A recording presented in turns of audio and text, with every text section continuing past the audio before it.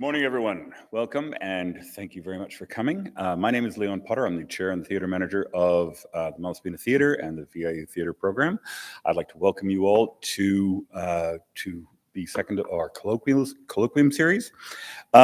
First off, I'd like to take a moment to acknowledge that we're privileged to be able to work and play and study and learn on the traditional lands of the Sunamo First Nations. I'm very thankful for that. I'd also like to put a thank you out to the Dean, Catherine, for her support with the Arts and Humanities Colloquium series, which is fantastic, and of course our illustrious leader Bryn, who has taken the helm and is doing a magnificent job. Thank you very much to both of them. In the meantime, right now, what I'd love to do is introduce Jay, who will be giving the introduction for our speaker today.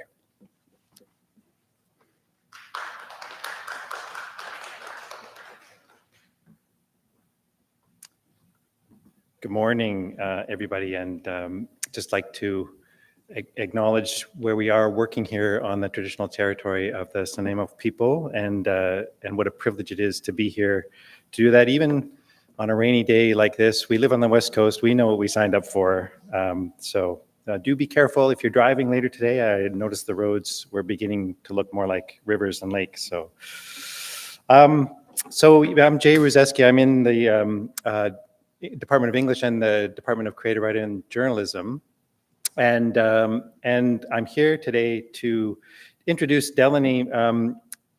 When she first appeared in a long-form long-form poetry class of mine in the fall of 2016, she distinguished herself immediately through her engagement with the class material.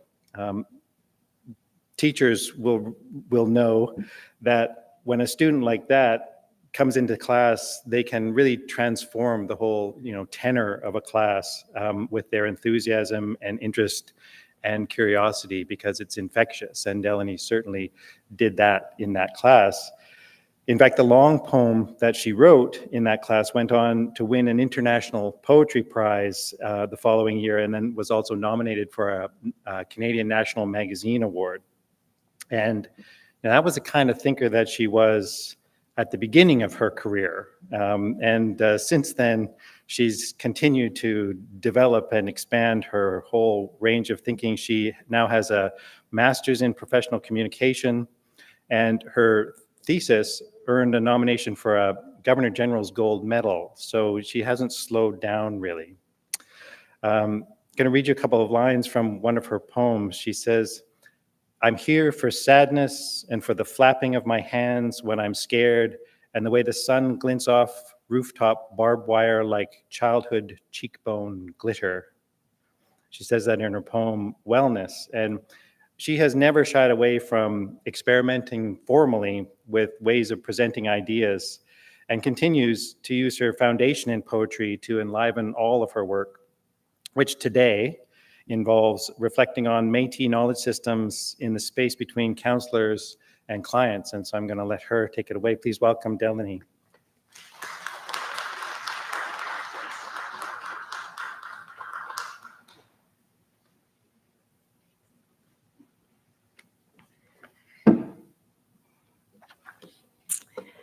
Tanche. Hi, everyone. It is such an honor to be here, and I want to thank each and every one of you for coming along. I'm beyond excited to be able to speak to you today. Thank you, Jay, for that incredible introduction. In so many ways, I do feel like this journey began in Jay's class.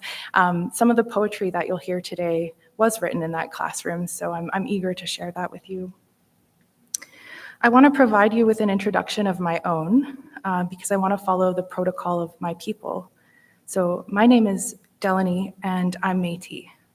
My family names are Ross, Paranto, Laboucan, Grant, and Dumont. My grandmother was born in Meadow Lake, Saskatchewan. My mother was born in Hay River in the Northwest Territories. My father was born in Quebec City, and as was I. And when I was about 9 years old, we moved here to Sunamo Territory, where I currently live uninvited.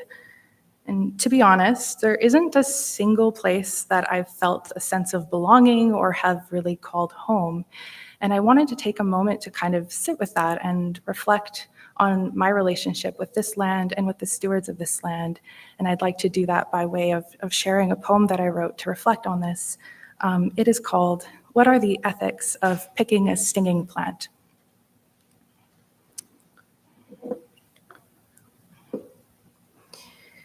What are the ethics of picking a stinging plant?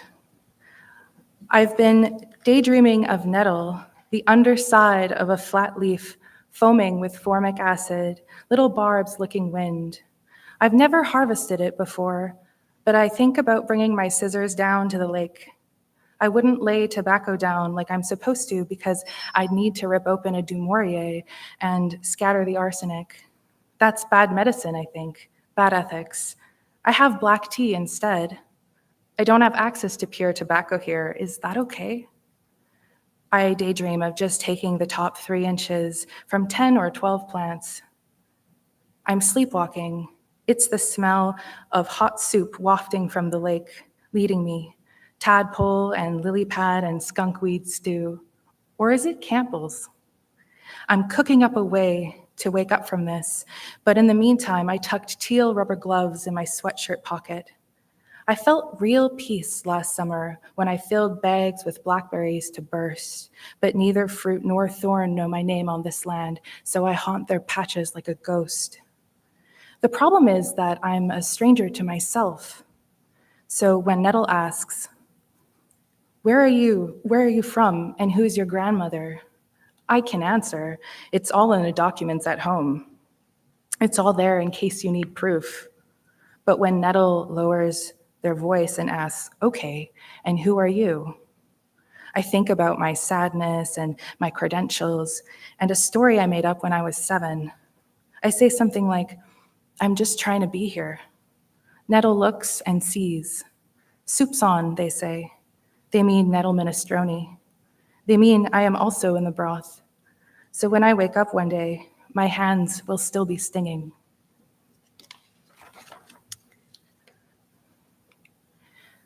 So today I want to talk to you about the research I was working on during my master's degree at Royal Roads University, particularly from my thesis, A Jig in 3 Parts, Identity, Agency, and Power in the Relationship Between Counselors and Métis Clients in British Columbia. What a mouthful. I completed this MA in professional communications, but I have a real passion for psychology, and I was particularly interested in the relationship between counselors and Métis clients and the communication that happens between them. I'll say that I was interested in this relationship because I have been in so many of them. I'm a second-generation Indian day school survivor, and intergenerational trauma is a lived part of my family legacy. Trauma is a part of my daily lived experience. And trying to heal from this has had me in and out of counseling and therapy spaces for the past 20 years. And through all that time, I've only very recently started to bring my Métis identity into the room.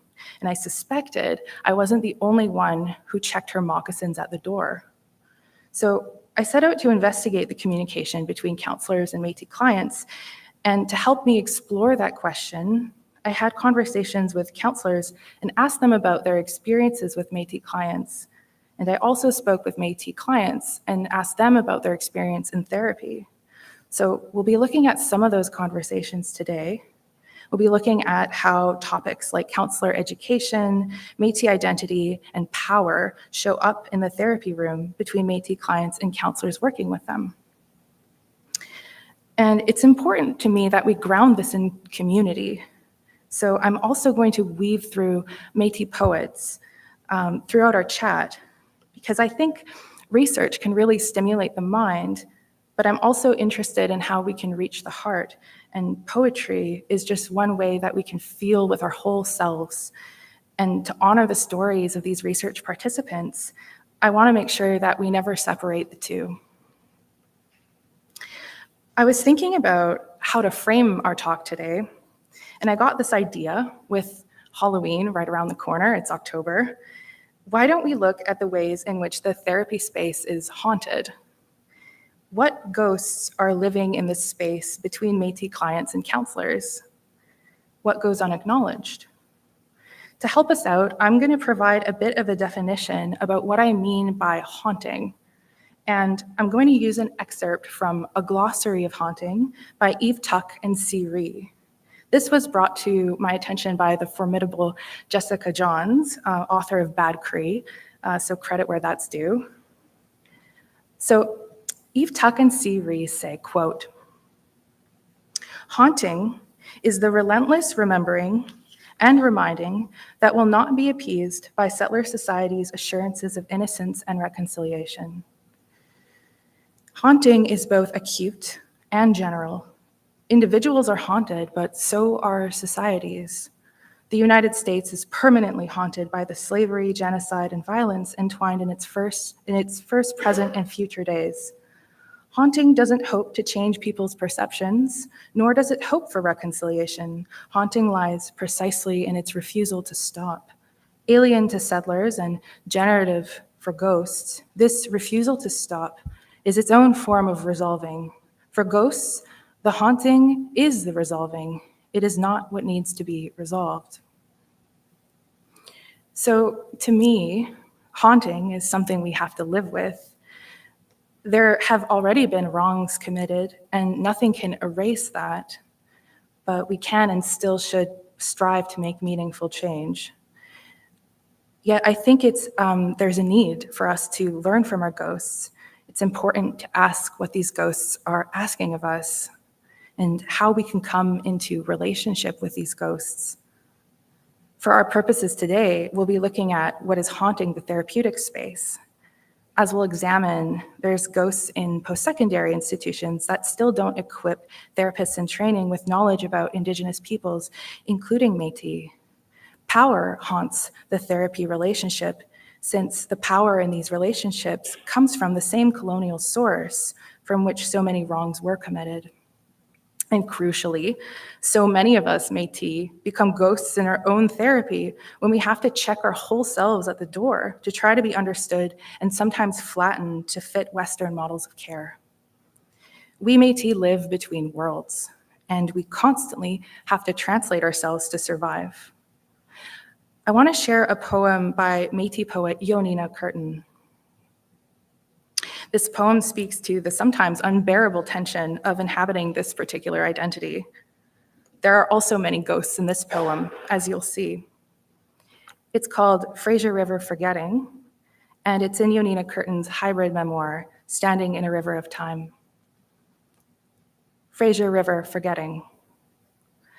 Around New West, we find many mentions of Simon, the one the river is now named after. His Métis interpreter and guide forgotten.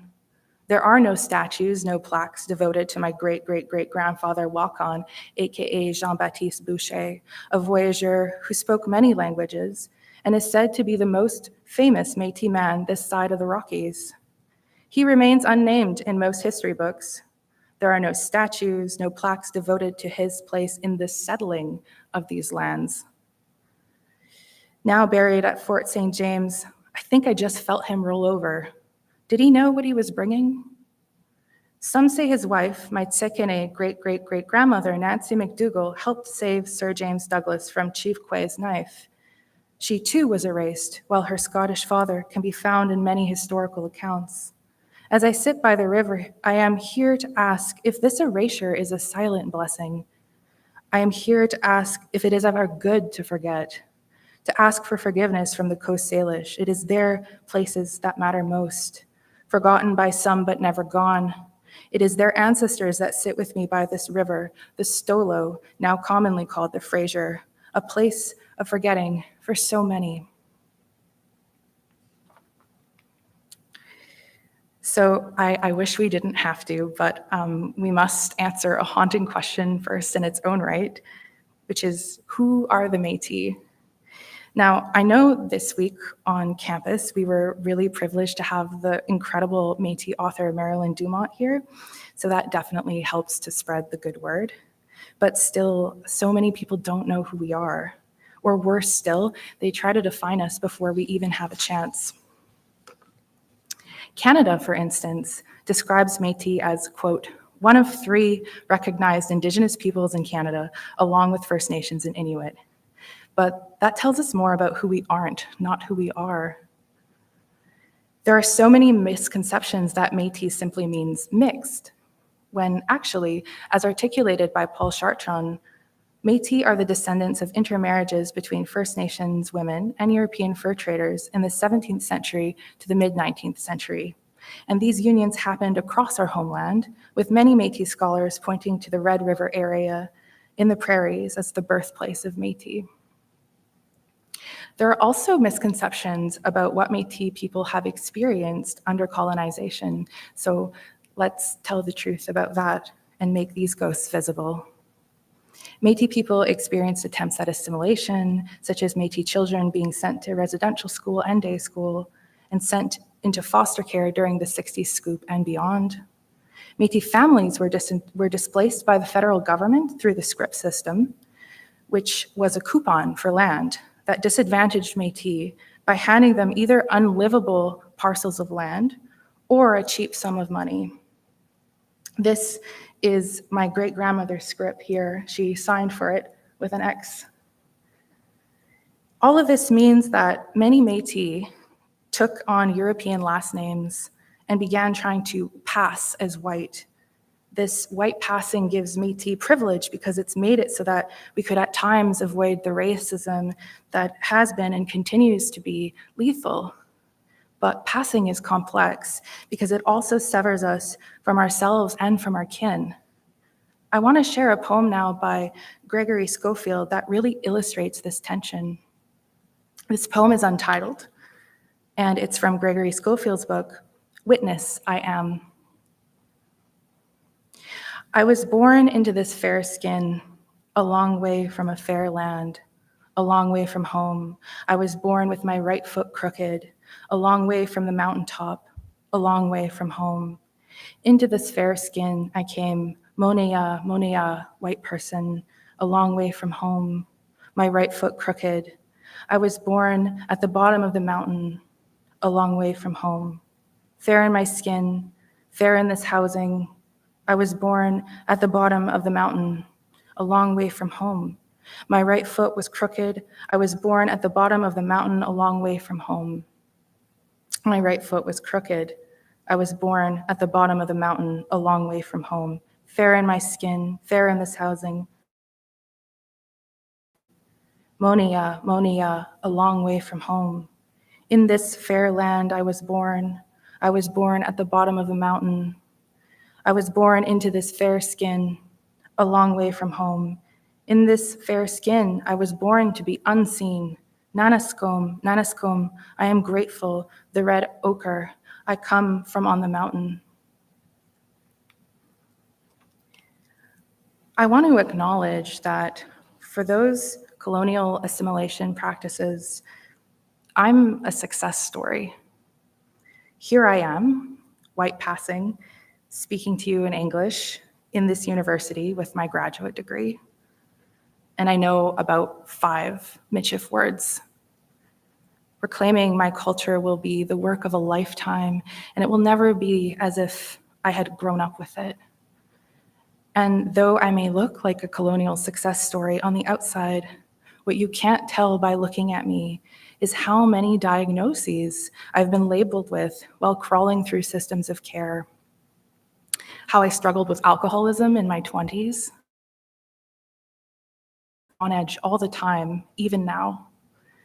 These are ghosts that so many of us carry, no matter where we come from, and we're made to feel ashamed of them, even though they stem from structures and histories that are so much bigger than our individual bodies. I'm going to read a portion of my own poem now. This is from one of the poems I wrote in Jay's class. This is from No Buffaloes, which comes from my book, Shapeshifters.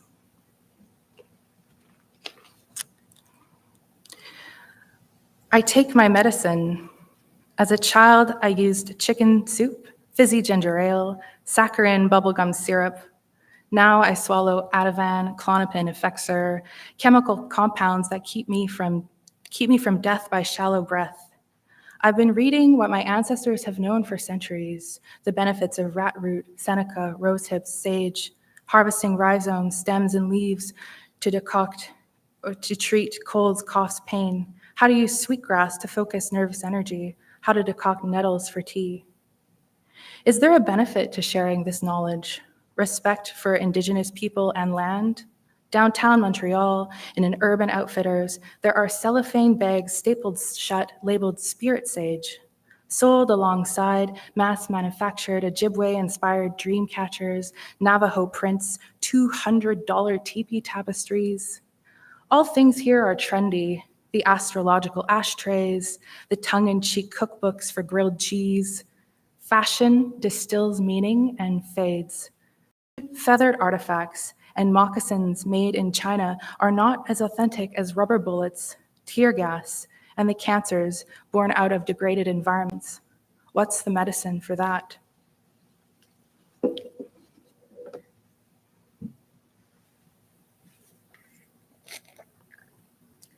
So, what is the medicine when we're hurting from wounds both personal and societal? What's the medicine when we're haunted? For many of us, it's therapy. When I began this research, I was of course curious to know, do counselors understand who Métis people are? And have they been provided with training to work with us? Do they know the kinds of ghosts that we carry? And what I found was largely no. From a Métis client perspective, here's how that feels. They said, they just try to take like a really pan-Indigenous approach of, oh, you should be on the land. They don't know what that means, right? Like I'm just gonna go out and touch grass? As a Métis person, they don't always get my identity.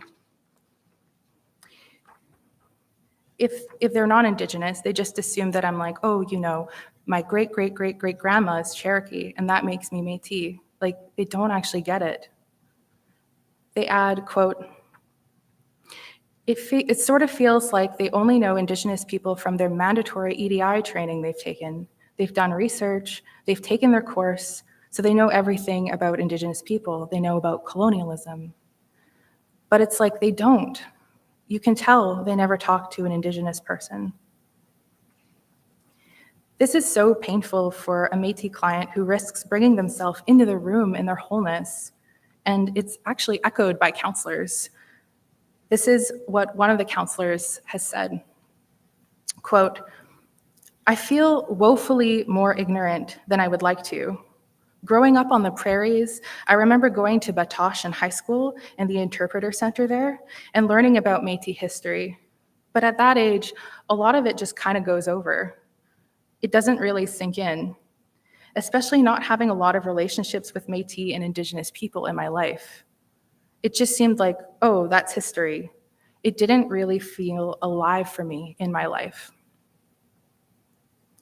So that's a really honest response to the question, do you know who the Métis are? And you can imagine that without knowledge of Métis people and our history, a lot of context could be missing for possible treatment plans. I found that there was a real gap in post-secondary training for counseling and therapy. Often they're doing a broad overview and looking at multicultural counseling as a whole.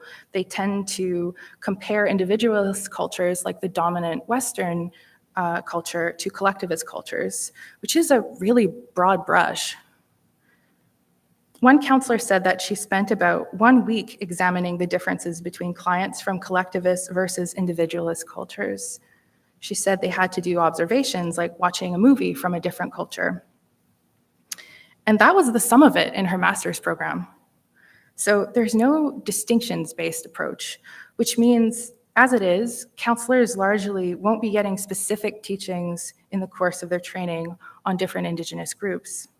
And while we can't expect everyone to become an expert in every culture, the Truth and Reconciliation calls to action make it clear that Canada must create the conditions for distinction-based healthcare and mental health and for all Indigenous peoples.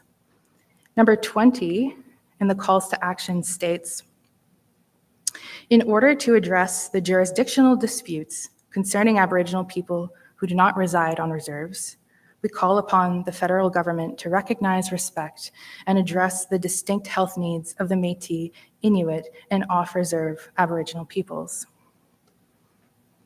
Meanwhile, the burden to teach is often on fellow Indigenous students.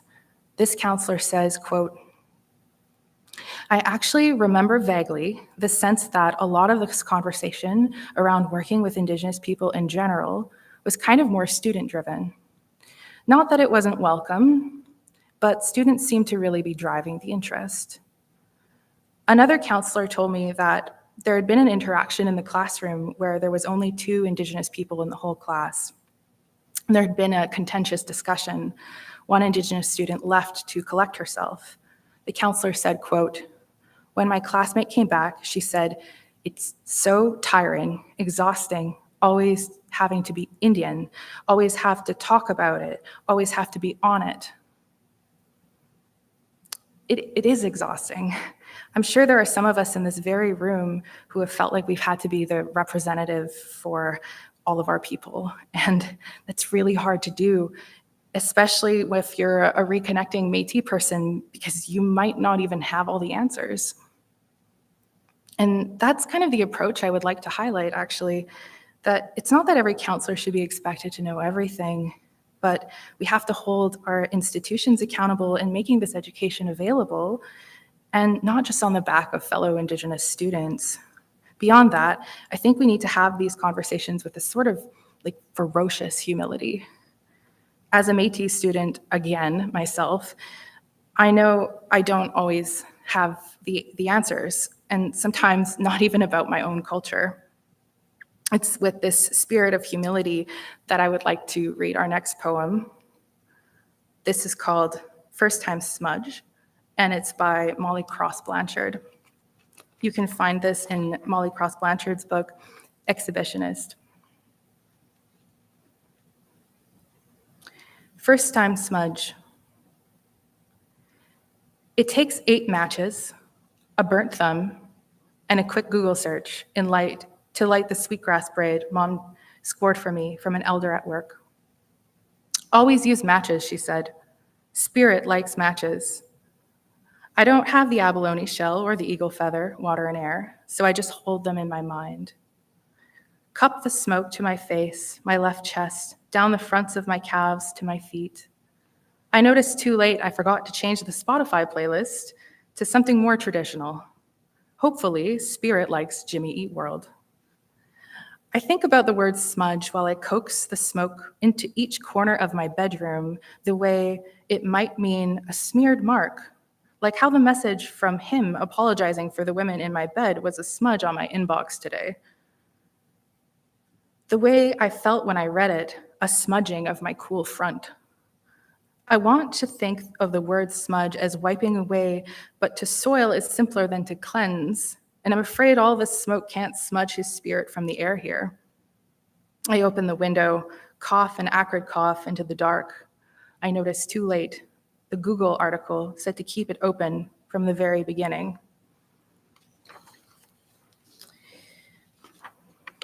I really love that poem. It's like, who among us hasn't failed to light up their sage with like a dying barbecue lighter, you know? It can't just be me. I want to turn to our next ghost. This is the ghost that many Métis bring with us into therapy rooms, our identity. One participant put it this way, quote, "It's definitely hit my mental health because, like, who am I? I'm just sort of this intangible blob floating through space. Because I know who I am, and my family knows who I am, just none of these big systems or structures know who I am. So it's like, how can there be space for me?" She said that in notes from her clinician, quote, "Every single note she would make about me included demeanor and hair, dress, and everything when they go through the appearance checklist." She would always make comments about how I was Indigenous or Métis, but I certainly didn't look it.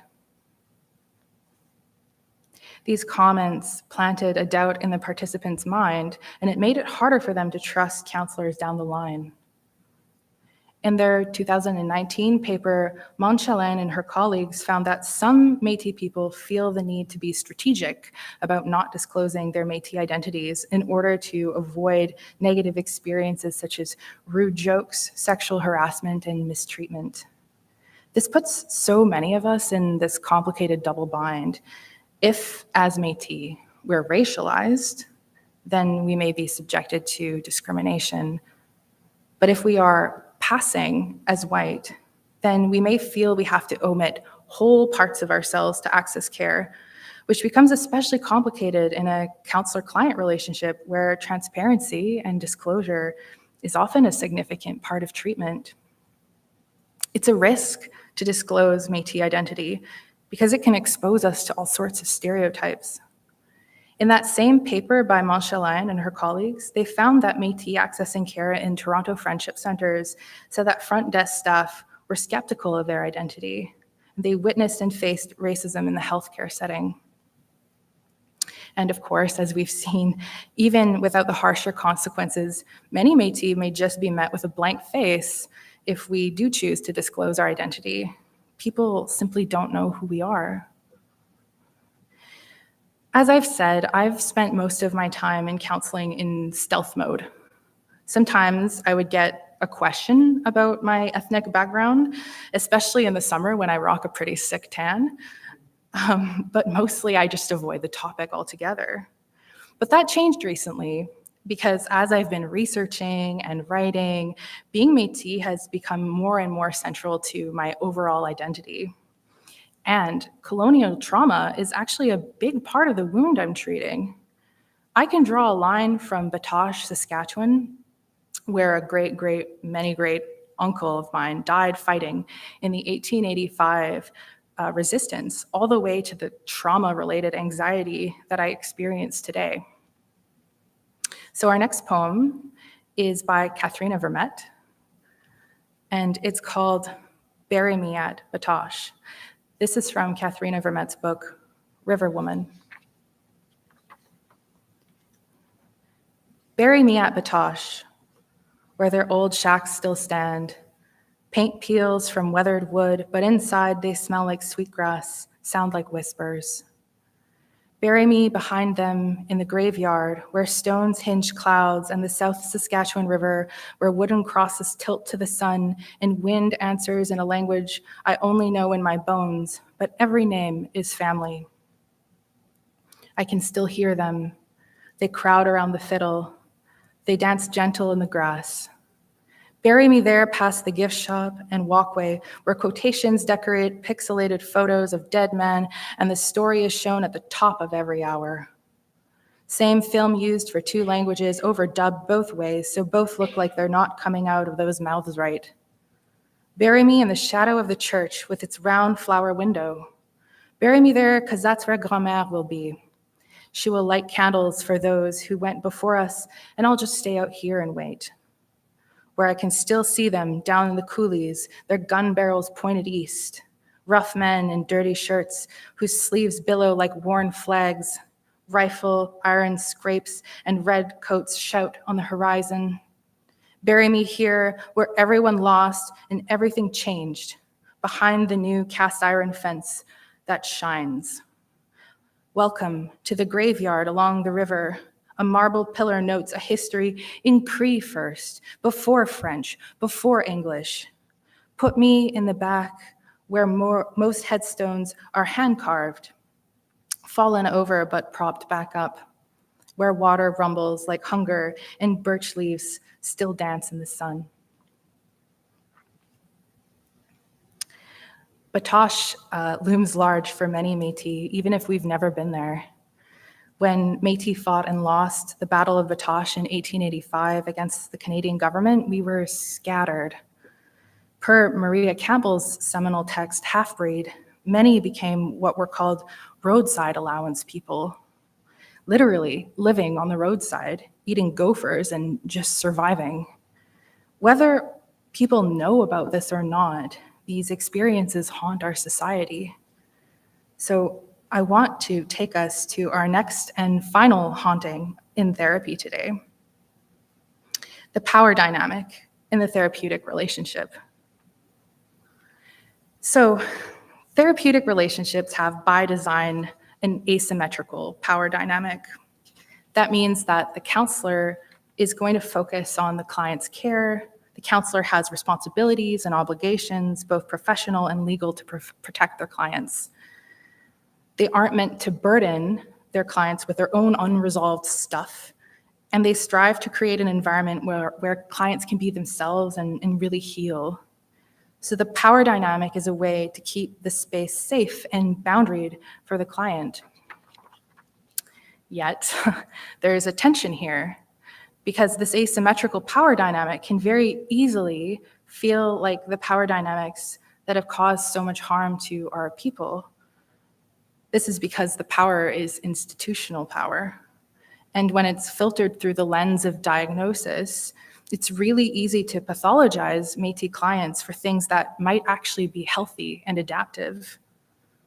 One Métis participant said that they read the clinical notes that had been written about them and saw that the clinician had said that they weren't, quote, psychologically minded, not enough for the treatment to work.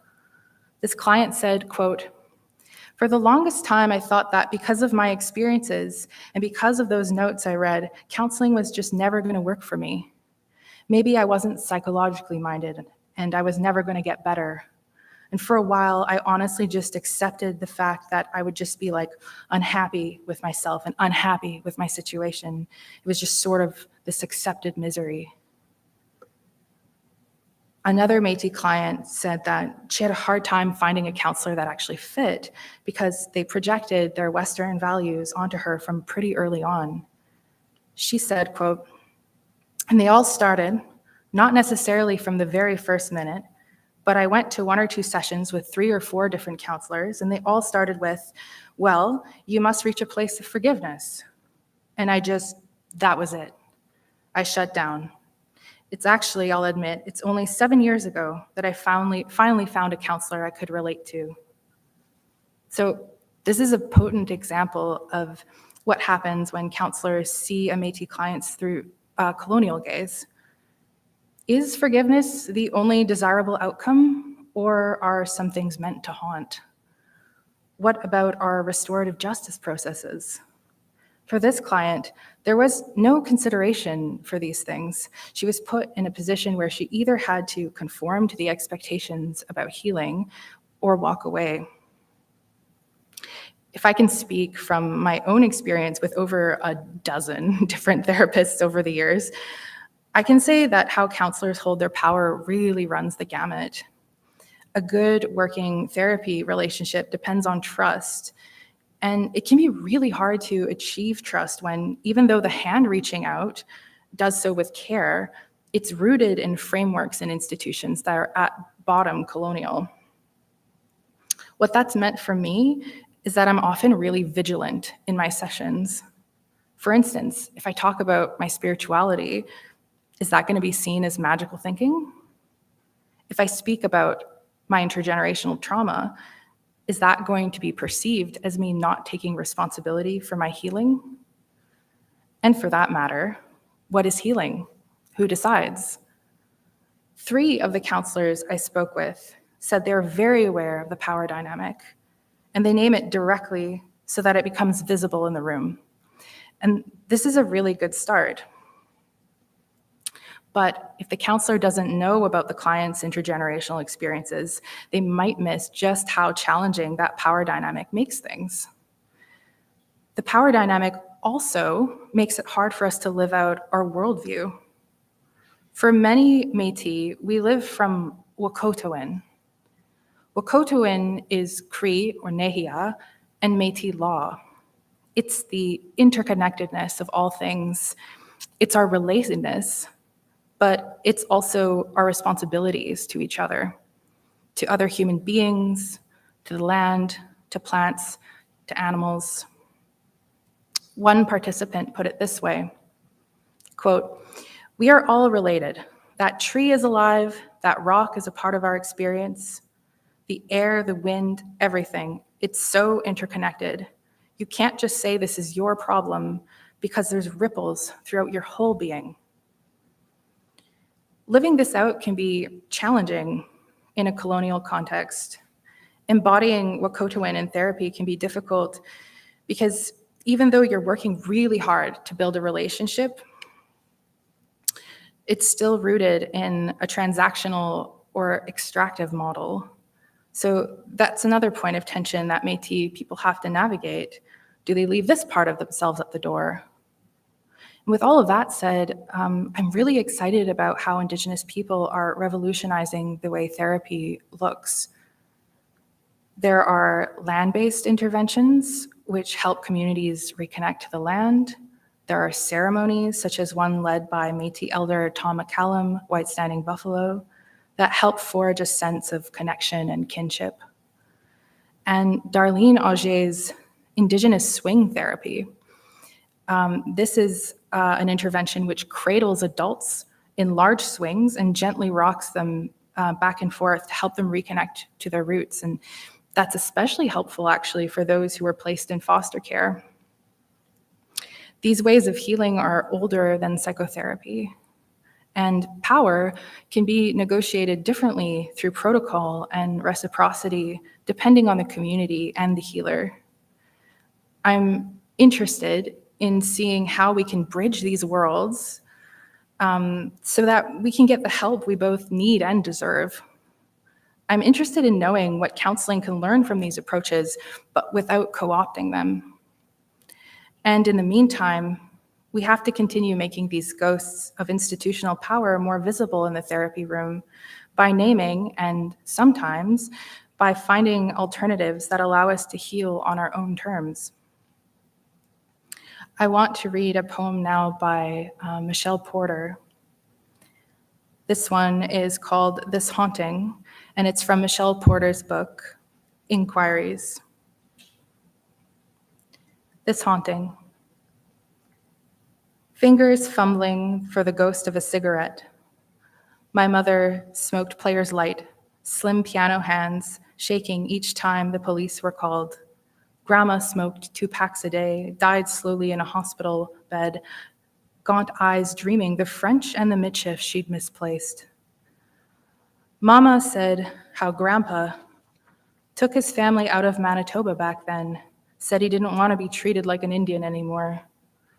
Mama's cigarette, the dark smear of lipstick here, the gray ash glow there, ancestral memory, sleepless grief. I crave the ritual I'd put aside, nervous tap between fingers, eking through, sacred twist of smoke. My mouth recalls just what to do. The storm carried away consolation, but this ghost between my fingers, this wraith of wanting, this fertile cigarette in hands that never held one.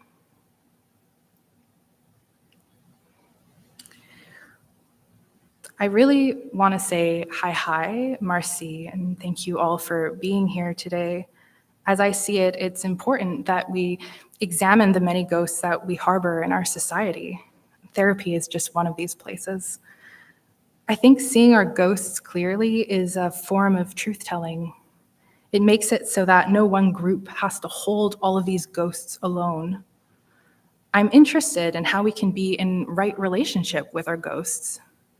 We don't need to stop them from haunting.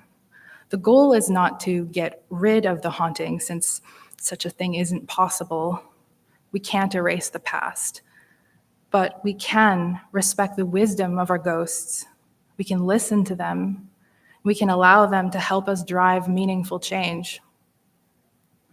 And I want to say that everyone carries their own ghosts as well. And this is not something to be ashamed of. It's an invitation to meet what haunts us with that ferocious humility. And may we all get to know our ghosts better and hold them with the reverence and respect that they deserve. Hi.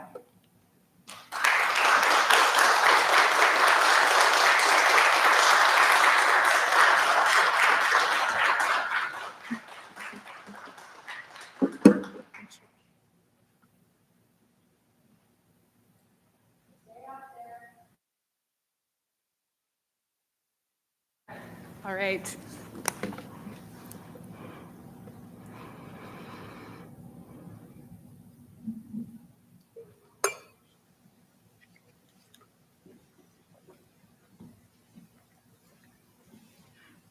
Thank you so much, everybody, and thank you, Delani, for such a beautiful talk. If we could maybe cue up the lights slightly so that we can see the audience, and if we can get a microphone so that the live streamers can hear the questions. So take a second, think of your questions, and yeah, maybe we can grab one in there. Thanks, Elijah. Delani, I just went to see an amazing play called The Women of the Fur Trade at BBC. It's on tour. Maybe you're familiar with it, but this part of the structure of the play is that the women kind of are close, and they're really talking similarly, but in the art space, format about the same kind of conflict that we experience in our society. So I love that parallel. What do you think about the arts and therapy? Is there a place to use in what you're talking about, and also some arts-based discussion of your strategies? Yeah, absolutely. Thank you. I think so. I think that's a really rich way of going about it. In my own therapy now, I use a lot of poetry to express myself. So I think that comes naturally for me, and it's also really congruent with a lot of different Indigenous ways of knowing, with Métis ways of knowing, and in particular, because we love telling stories, we love music, we love dance, anything expressive is really helpful. So I think there's definitely a place for storytelling, for acting as well. Like that too can be like a really powerful way to feel embodied. I think sometimes what trauma does is really like sever ourselves from our embodied experiences. And so anything that helps to kind of connect things, like how we did today, we talked about some heavy things, but the poetry in there really helps to kind of bring us back. That's my hope anyway. So I think that getting that balance is really important. So absolutely, I think that those arts-based interventions, if we want to use that word, can be really, really helpful. Yeah.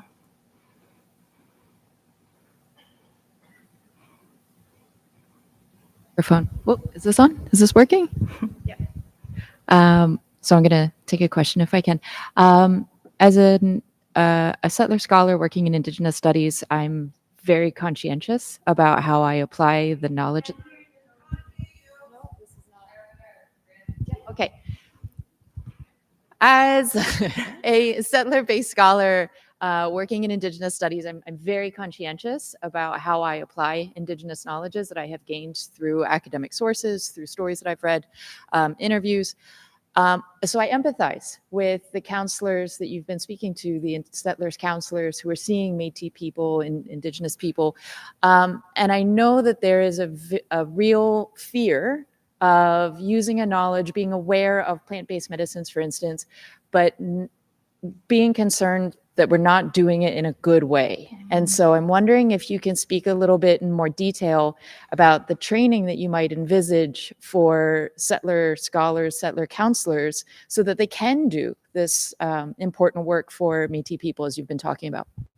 Yeah, thank you. That's a really good question. And I think it's so layered because like before we even get to those, being able to think about using those kinds of modalities or thinking about those, first of all, like, I've been looking as though Métis people want to bring their identity in the therapy room, but the reality is some of us don't. Like there is such a thing as, someone just wants to reduce their symptoms of anxiety and they don't need to go into their past and the history and all of that. So it's like making an assumption that somebody would want to unpack all of that isn't necessarily helpful. Like it's the word salience comes to mind, like whether this is actually salient to their journey, right? And so I think again that comes back to humility. First of all, like what does this person actually need?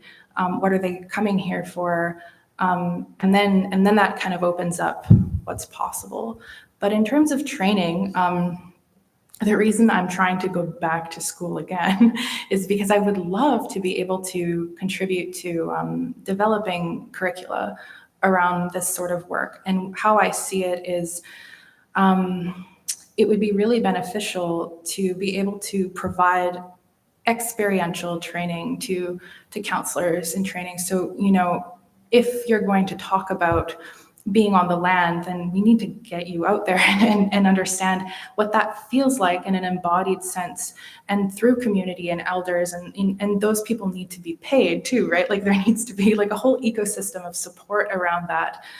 And then that way, it's not necessarily like coming from like a prescriptive, like, because as you saw, like one of the clients was saying that like there was this therapist that was like, just go on the land. But there's a disconnect there of like what that means and how that is experienced. And also a lot of us Métis people here, for instance, we are settlers here. Like I'm a settler here. So what does it mean for me to interact with the land here is going to be different than someone for whom it's their territory and their homeland. So there's a lot of like nuances, and that's why I think it's almost like we have to do away with this idea of trying to like get the right answer, which is so difficult in academia, right? Because we're so trained to like try to get like the A+ on the test, but really coming at it with humility, like I will probably mess this up. Like even in my own culture, there are things I don't know. I'm forever being corrected by elders and community members, and it's just, you kind of have to roll with that. But anyways, to sum it up, I would say that, yeah, like getting that experiential training, not being afraid of kind of like rolling up your sleeves and making mistakes, and kind of knowing that it's a learning process. And from that Wakotoan perspective, it's really about what is my responsibility to this person, to this person's pain, to this person's experience, and not so much like how do I get them to the treatment goal that they need. So it's a little bit of a reframe there, I think. I hope that helps. That's awesome. Thank you, Delani. That's great.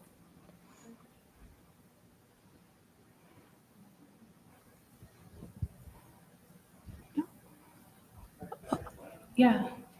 I think that what you were talking about is just really some powerful ideas, and I think that there are, I can see like this kind of much broader application too than the counseling space, because one of the things you're talking about is you know, like trying to get people to come to an understanding just that there is another worldview, like there are different ways of seeing things. And I think that's a problem I see all over the place, where in political spaces, say, and academic spaces and so on, where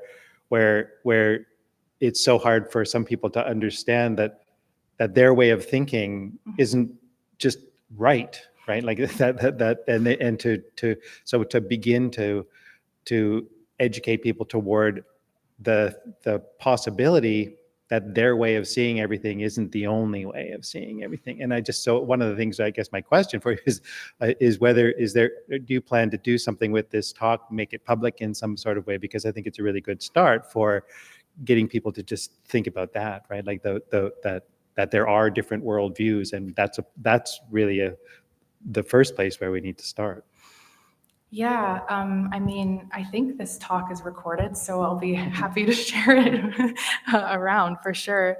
And like, I do think, like I said, I am hoping to go back into school to further pursue this line of work, this line of questioning. And I think, yeah, it is a challenge with this dominant worldview, because what often happens is, whatever interventions, if again we want to use that word, or whatever maybe dreaming or imagining of different kinds of modalities or experiences or ways of interacting or ways of knowing, there's always such a danger that those things just get sucked back in and co-opted. And like we can see that sometimes with the way, for instance, like land acknowledgements get very, checklisty, and they lose the spirit of what they're actually supposed to mean, which is like this real reflective practice about what we're all doing here in this space on these lands. Like actually this isn't like unique to Indigenous peoples. Like there was this this thinker, his name is Mark Fisher, and he's from the UK, and he wrote this book called Capitalist Realism, and he was lamenting that like the capitalist realism is sort of this machine that just kind of sucks everything back up.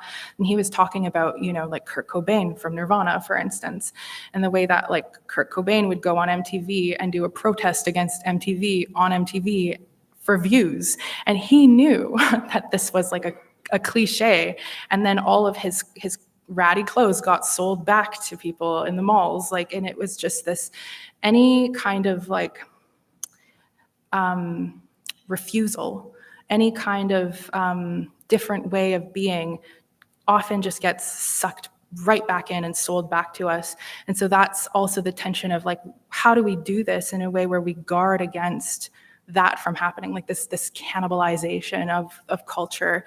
So things aren't being co-opted, like, oh, that's a nice idea, like I'm gonna do that and then pluck it and then put it in this thing that I'm more comfortable and familiar with. So that's also like, how do we do that? And that's an ongoing question as well, yeah.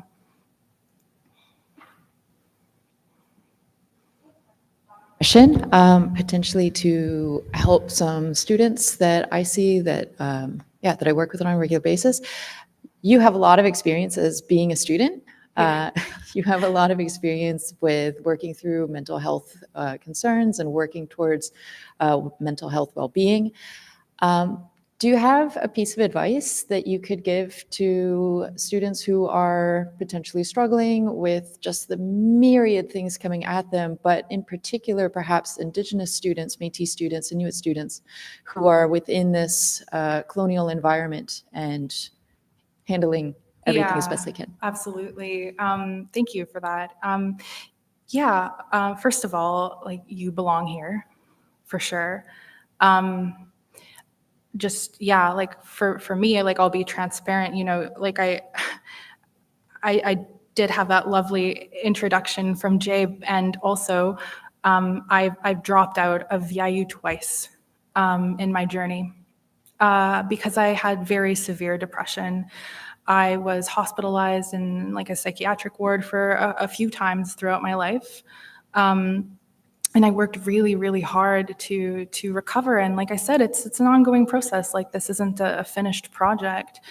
And I think I think that no matter like your age, if you decide to study or pursue studies, no matter what kind of disability or neurodivergence or or identity that you have, like that this can be a place of belonging. And unfortunately, it does feel often like an uphill battle, like I don't belong here, because the people that are often, uplifted as success stories, like we're not always transparent about the struggles that we faced. But I think it's really important to talk about that and be very transparent, because I think actually it's a source of strength. Like I don't know that I would have been able to, for instance, talk to these other Métis clients, like my fellow Métis clients that I spoke with, if I hadn't come from this lived experience. So it's like actually what in your experience is giving you a perspective that this institution and other institutions need. Like how are you needed here? And also, what can you get out of these places? How can they work for you, right? So I think those would be my pieces of advice. Yeah. Delani, and if we could just one more time give Delani a round of applause for this talk. Thank you.